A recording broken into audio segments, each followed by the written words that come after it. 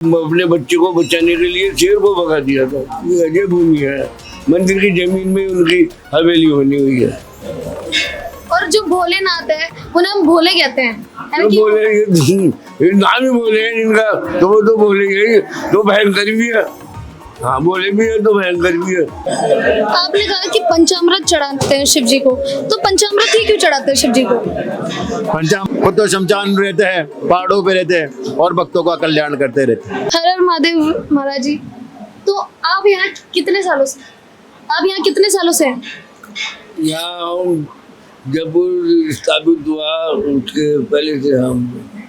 ये मैंने सुना है ये जो मंदिर है ये 17वीं शताब्दी से है ये यहाँ।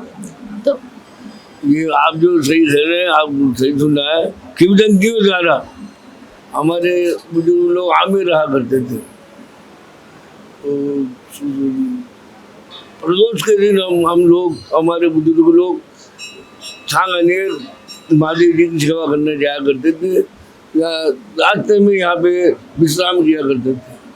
उस समय की बात है, यहाँ बियावान जंगल था, शमशान हुआ करता था, ताड़ के वृक्ष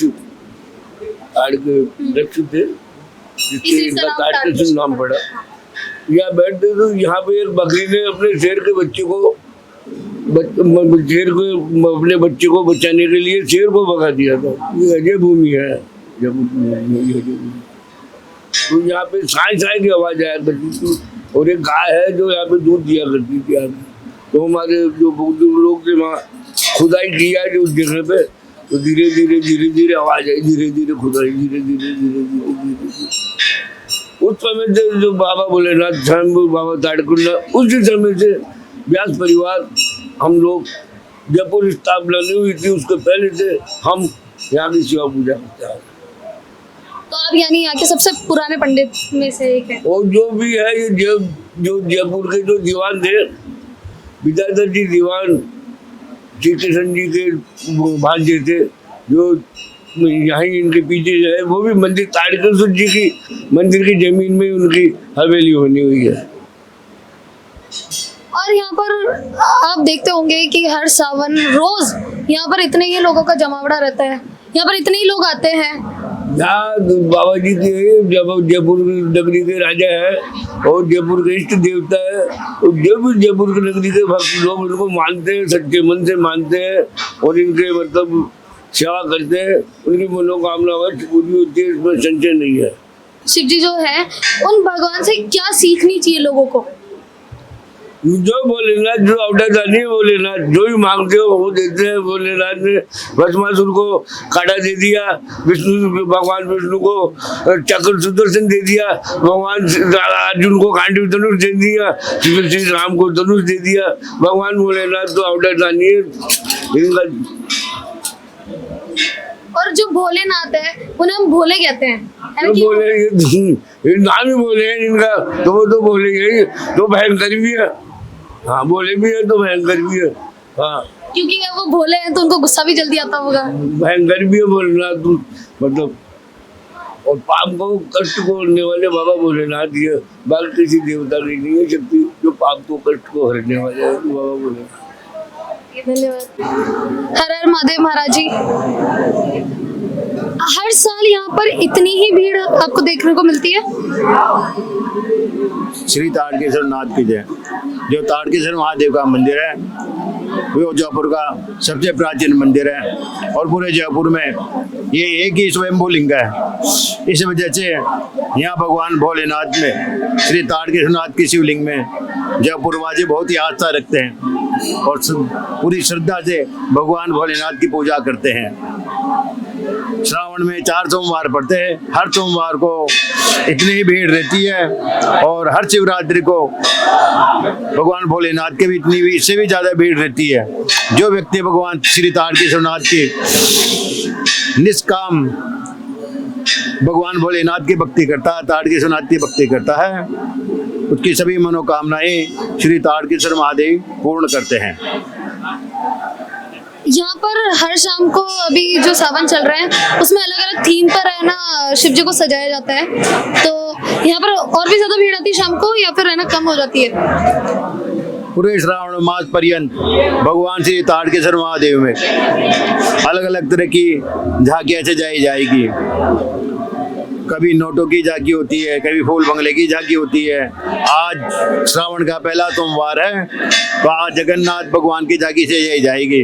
अभी जो भीड़ है उससे 4 गुना भीड़ शाम को भक्त लोगों के दर्शन करने के लिए आती है। अभी तो सेवा पूजा करते हैं, भगवान जल चढ़ाते हैं, बेलपत्र चढ़ाते हैं, माला चढ़ाते हैं, प्रसाद चढ़ाते हैं, पंचामृत से स्नान कराते हैं, विजया चढ़ाते हैं। और शाम को जो आते हैं भक्त लोग, शाम को 4 बजे बाद श्रृंगार की तैयारी हो जाती है। आज जो विशेष झांकी सजाई जाएगी वो जगन्नाथ भगवान की झांकी होगी। उसमें अभी जो भीड़ है उससे 4 गुना भीड़ बढ़ जाती है और ये लाइन बड़ी चौपड़ तक लाइन से दर्शन होते हैं और बड़ी चौपड़ तक लाइन पहुंच जाती है। आपने कहा कि पंचामृत चढ़ाते हैं शिव जी को, तो पंचामृत ही क्यों चढ़ाते हैं शिव जी को? पंचामृत चढ़ाने से किसी भी व्यक्ति को, मान लो शुक्र की दशा है या चंद्रमा की दशा है या और कोई तरह की बीमारी है, अपना जो साबुन होता है, अपन तो साबुन लगाते हैं सर पे या शैम्पू लगाते हैं, भगवान भोलेनाथ के दूध, दही, घी, शहद और बूरा, ये भगवान भोलेनाथ को स्नान कराया जाता है। और ये सब गाय के दूध से मिलते हैं, गाय के दूध से इनका निर्माण किया जाता है और इसलिए इनको स्नान कराने का विशेष विधान है।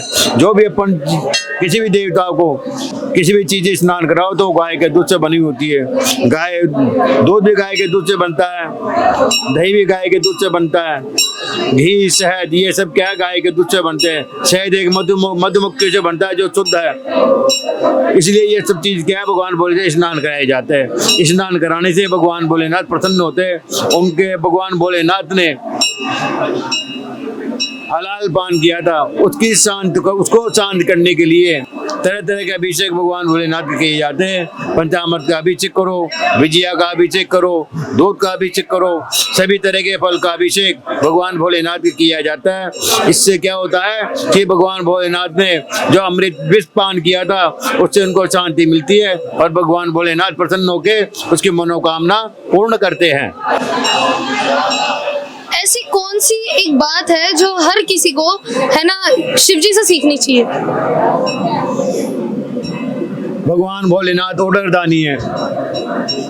भगवान भोलेनाथ खुद शमशानवासी है या पहाड़ों पे रहते हैं, अपने पास कुछ भी नहीं रखा, सारी चीजें सुदर्शन दान, सुदर्शन चक्र है जो कृष्ण भगवान विष्णु भगवान को दान कर दिया है, भस्मासुर को वर दे दिया है ना, और रावण को सोने की लंका दे दी, कुबेर को कुबेर का खजाना दे दिया, कुछ नहीं ना, सब भक्तों को बांट देते हैं।